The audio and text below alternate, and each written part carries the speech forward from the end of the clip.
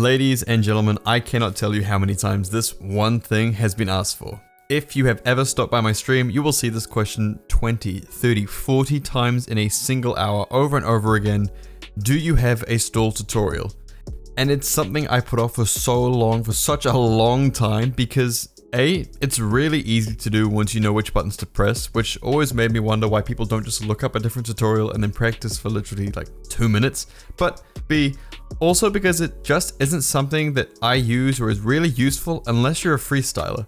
And then if you are a freestyler, you are already better than I am because I'm nowhere near being a freestyler, and so I kind of don't know why you'd come to me for this information. And then I found out that some people actually prefer the way I explain things and break things down and find it easier to learn from my videos for some reason, but that is incredibly nice to hear, and as a content creator, I am incredibly grateful. Once again, this video will not be for everyone, I understand that, so I am sorry if this week's video isn't something you were hoping for, but good news, I am looking to try to push out 2 videos a week coming up very soon, one being normal content and the other probably being some sort of stream highlights. So that's kind of cool. Anyway, let's dive in because this intro is mad long for no reason. The very first thing I want you to look at is your controller dead zone, and you may be thinking, why does the stall mechanic have anything to do with the dead zone? Well, when you try to stall, you are pushing the analog stick a certain way and you need the stick's position to register inside of a small area.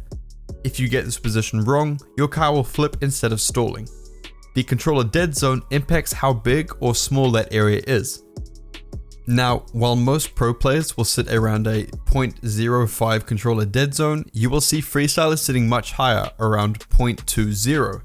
The higher the controller dead zone, the more room you have to work with when it comes to analog stick inputs.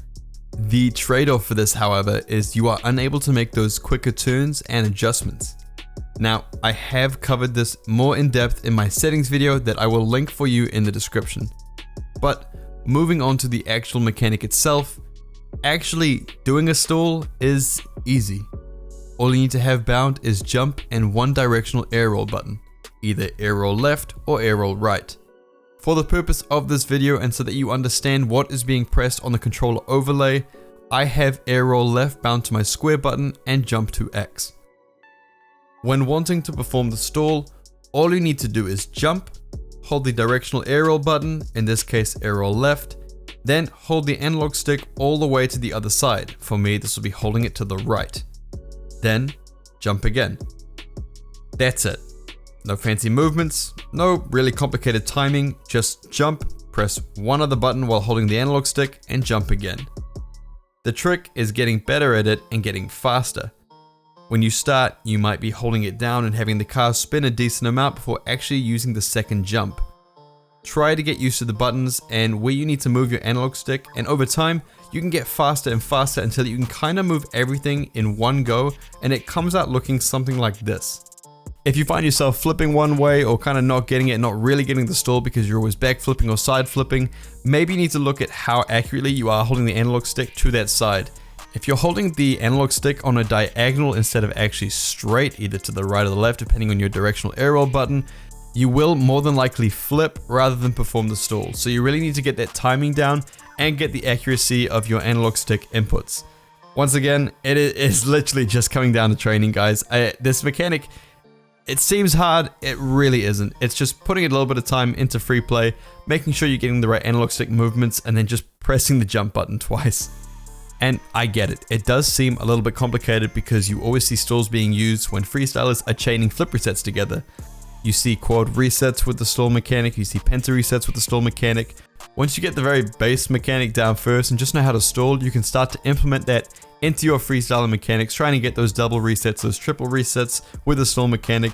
And once you do, honestly, you're better than me. I still haven't learned how to do double resets with the stall mechanic, just because it wasn't something I was pushing towards, but people have seen me use them in my casual matches on stream enough times where they keep asking me, and so I thought I would put the base mechanic out there for you guys to learn. So yeah, use this for freestyling, use this to look just kind of cool in the air. The tutorial is just a really quick one, and I tried to explain some other stuff to help you out beforehand, but the bottom line is, it's literally pressing 2 buttons and holding the analog stick. I've explained how to do it. From here, it is just practice. I don't use it for my flip resets, so I can't help you there. I don't use it for freestyling, so I can't help you there. It's just something I know how to do, and I've been asked to explain how to do it. So there you go, team. That's how you stall. Hopefully this video has helped some of you. Now, I'll look to start learning how to do double resets with the stall mechanic, so I can maybe bring a video out on that as well. But for now, this is what we all start off with when we're first learning the stall mechanic. Anyways, I had a bit of fun with this one. Hope you're excited to see 2 videos a week. If you want to catch me live, head over to my stream and check me out there. Otherwise, thank you so much for watching, and I will see you next time.